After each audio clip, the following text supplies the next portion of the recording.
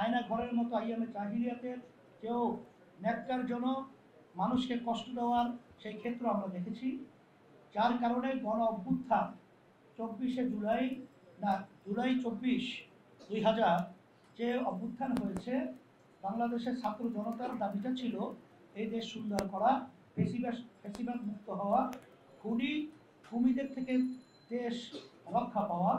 এই ক্ষেত্রে 91টার মতো দেশে পিআর পদ্ধতি আছে। আমরা প্রতিটা ভোটারের তাদের মূল্যায়নের জন্য ভোট পিআর পদ্ধতি আমরা দাবি করেছি। এরপরে এককভাবে ফ্যাসিস্ট সরকার তৈরি হওয়ার মতো পরিবেশ পিআর পদ্ধতিতে থাকে না।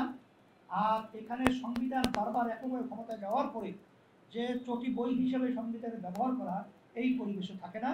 আর বাংলাদেশের বেশিরভাগ রাজনৈতিক দল পিআর পদ্ধতি চেয়েছে, এবং বাংলাদেশের সাধারণ মানুষ, যেটা সুজন জরিপে এসেছে, 71% মতো মানুষ পিআর পদ্ধতিতে নির্বাচন চেয়েছে।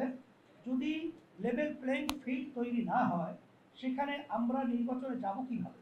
এটা আপনাদের কাছে আমরা প্রশ্ন রাখলাম, কারণ এখানে তো আমাদের জানের মায়া রয়েছে, এখানে আমাদের মালের মায়া রয়েছে।